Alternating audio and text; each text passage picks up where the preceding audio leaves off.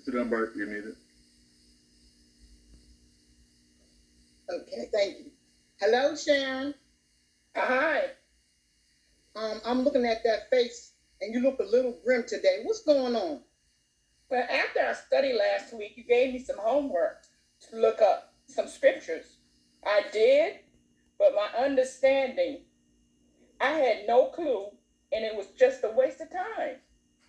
I can surely appreciate how you feel, because when I have a hard time understanding something, I do research, I talk to others, and sometimes I even have to wait until I get to the meeting. So do you have your brochure with you that I gave you? Yes. Let's turn to page 5, and you're going to go on lesson 6 and talk about that. Okay, I have it. Okay, just looking at the observation of these two pictures, what do you think? Well, it looked like in olden times a man is showing another man something, and look like this lady is reading something to this mother. Okay, it says, others can help us to understand the Bible. In addition to reading the Bible on their own, many have found that discussing it with others is helpful. I'd like for you to read for me Acts 8:26-31. However, Jehovah's angel spoke to Philip, saying, "Get up and go south in the road and run into Jerusalem to Gaza. This is a desert road." With that, he got up and went, and look, the Ethiopian eunuch, a man who had authority over the Candace, queen of Ethiopia, who was in charge of all her treasures, had gone to Jerusalem to worship. He was returning and was sitting in his chariot reading aloud to the prophet Isaiah. So the Spirit said to Philip, "Go over and approach this chariot." Philip ran alongside and heard him reading aloud in the Israel prophet, and he said, "Do you actually know what you are reading?" He said, "Really, how could I ever do so unless someone guide me?" Okay, So now urged Philip. Go right ahead. Take a closer look at verse 30 and 31. What do you glean from that? That somebody was teaching, showing him. And he, in order for him to understand, he needed someone to also do what? Guide him. Yes, very good. And so if over here, the caption over there says, the Ethiopian man needed help to understand the scriptures. Many people today find it helpful to discuss the Bible with others. Now, from reading those scriptures and our captions, now look at those two pictures again and tell me what you think. But I think that's the Ethiopian man showing the guy the Bible and helping him with it.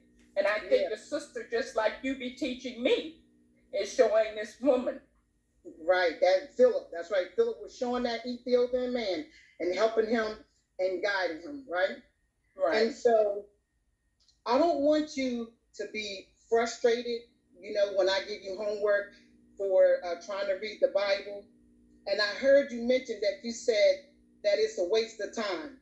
I also don't want you to ever have to feel that when you learn about Jehovah's word and be guided, that it's a waste of time. So we see that you mentioned that at the bottom here of your brochure, it says, some people say studying the Bible is a waste of time. What would you say and why?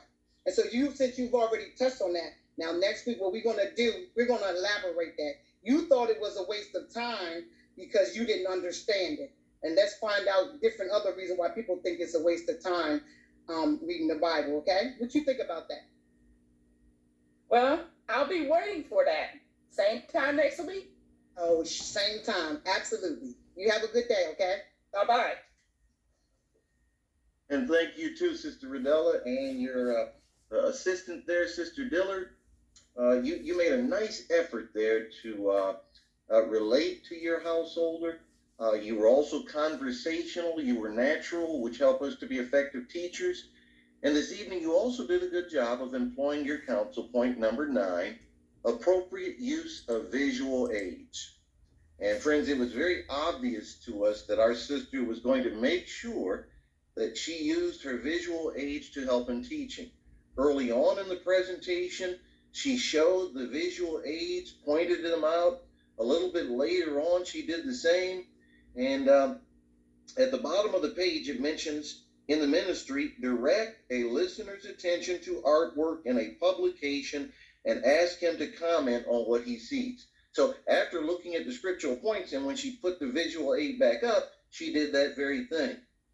Also, we did not feel that the illustration overshadowed the scripture. So underneath the first bullet point, it says, use pictures to help our listeners to remember the point of instruction, which was found in Acts chapter 8. She did a nice job of doing that this evening.